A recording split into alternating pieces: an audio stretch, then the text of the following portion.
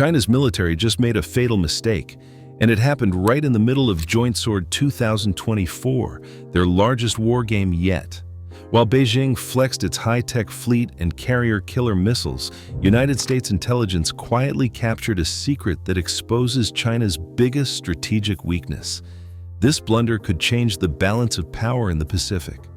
But the real impact, and how the United States did it, will leave you questioning everything about modern warfare. October 15, 2024. The South China Sea is crowded with warships and aircraft as Joint Sword begins. 48 Chinese Navy vessels, including the newest Type 045 Renhai-class destroyers, push through contested waters. Overhead, more than 200 aircraft cut wide arcs across the sky, including J-20 stealth fighters and KJ-500 early warning planes. The exercise zone sprawls across 50,000 square miles, covering shipping lanes and disputed reefs. For the People's Liberation Army Navy, this is more than a show of numbers. It's a demonstration of their modern, blue water ambitions. A force built for reach, not just defense. The People's Liberation Army Navy has spent the last decade transforming its fleet. Older frigates have given way to advanced destroyers bristling with phased array radars, vertical launch cells, and electronic warfare suites. Amphibious assault ships and missile corvettes join the formation, signaling China's readiness for multi-domain warfare. Each ship and aircraft is networked into a single operational web, rehearsing complex maneuvers from blockade drills to simulated missile strikes. This isn't just a routine drill. The sheer scale, nearly half the active surface fleet deployed, with air wings rotating in from bases as far as Hainan and Fujian, sends a message to rivals and neighbors alike. The presence of the Type 055s, each equipped with sophisticated sensors and fire control systems, hints at the Navy's confidence in its new hardware. The exercise's scope and platform mix reveal a military intent on proving it can dominate the electromagnetic spectrum and control the sea even under intense scrutiny. As the world watches, China's Navy moves with the assurance of a force that believes it has closed the gap with its adversaries. The PLAN's confidence in its surface fleet rests on more than just numbers. At the heart of their anti-access strategy is the DF-21D, a missile designed to strike moving targets at sea from more than 1,000 miles away. This so-called carrier killer doesn't act alone. Its warhead can only find a carrier if the targeting chain holds, meaning every shipboard sensor, every radar sweep, and every data link must work in perfect sequence. The missile's guidance depends on real-time tracking from platforms like the Type 346B radar, which feeds targeting data across the fleet. Without those updates, the DF-21D becomes little more than a blind spear thrown into the ocean. Chinese naval doctrine treats this targeting network as both shield and sword. The PLAN's operational planners have spent years refining the choreography. Satellites spot a carrier, warships and aircraft relay its position, and shore-based command links fuse the data for a firing solution. But the system's reach is also its vulnerability. The farther the missile flies, the more it relies on external guidance, especially over the open ocean where radar returns are fleeting and electronic clutter is everywhere. To prove the DF-21D's credibility, the exercise demanded that shipboard radars like those on the Type 055 destroyers operate at full capacity, simulating the tracking of a high-value target beyond the horizon. This was not just about flexing muscle. It was about showing that China's long-range strike complex could function under real-world conditions. Every radar pulse, every networked handoff was meant to demonstrate that the PLAN could hold adversary carriers at risk far from China's shores. But in making the system visible, the exercise exposed the very links that keep the missile's aim true. 3 American signals intelligence satellites orbited high above the South China Sea, silently tracking every electromagnetic pulse from the exercise below. These platforms were equipped with wideband receivers and advanced signal processing arrays, and they swept the entire region for radar and communications traffic. At lower altitude, two P-8 Poseidon aircraft patrolled just outside the declared exercise zone. Each Poseidon carried a full suite of electronic intelligence gear, able to intercept and record radar emissions, analyze frequency agility, and capture pulse characteristics in real time. Their operators monitored the airwaves for any anomaly, logging every sweep, every mode change, every digital handshake between Chinese ships and their command centers. Beneath the waves, a Virginia-class submarine maintained a covert watch. Its sensors picked up underwater acoustic signatures and, more importantly, intercepted radio and radar signals that penetrated the sea surface. By triangulating data from above and below, the U.S. intelligence community built a complete, time-stamped map of every electronic system in play. The submarine's presence added a third angle of collection, validating what the satellites and aircraft detected and ensuring no signal went unaccounted for.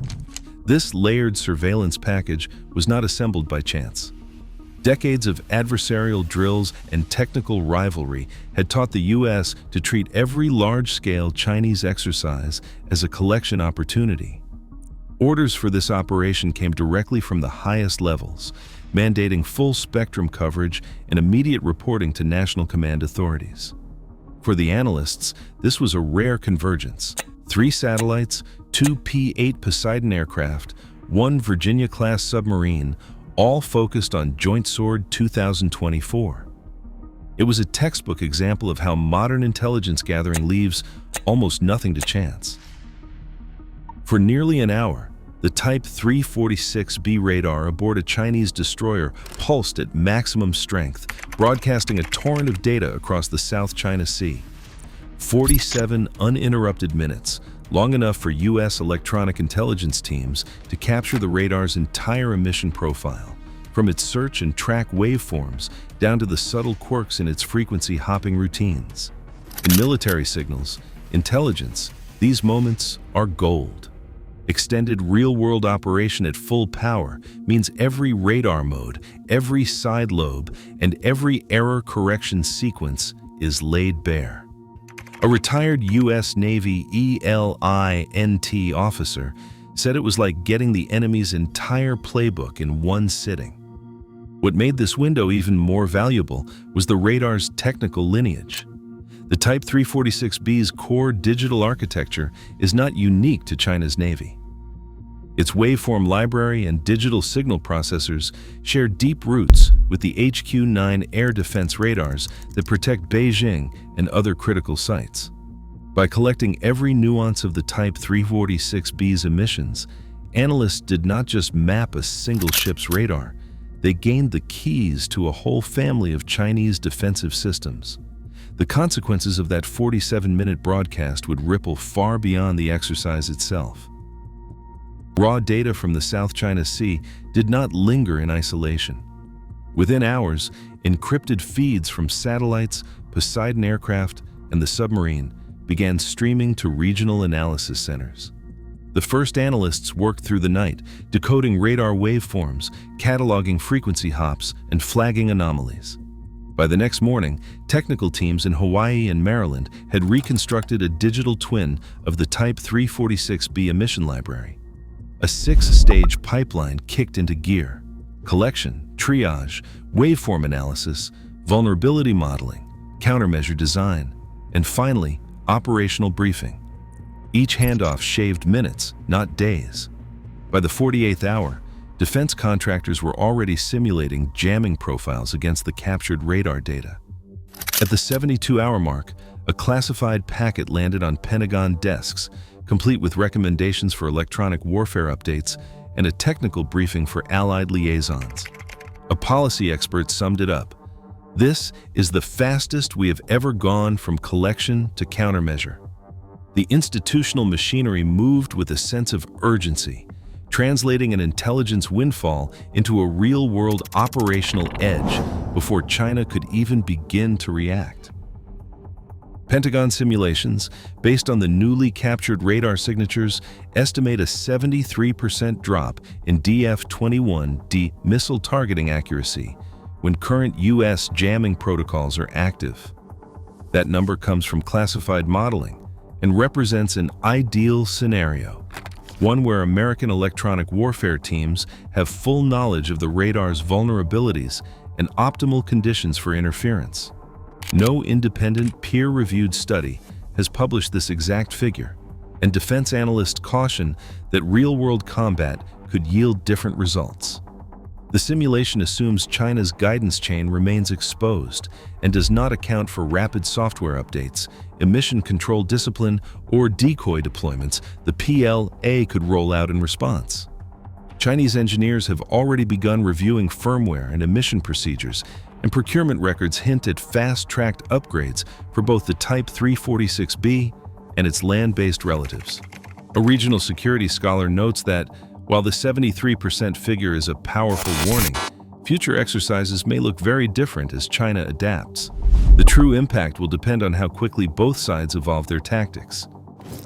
During Joint Sword 2024, China deployed 48 warships and 200 aircraft across 50,000 square miles, aiming to showcase its DF-21D carrier-killer missile capabilities.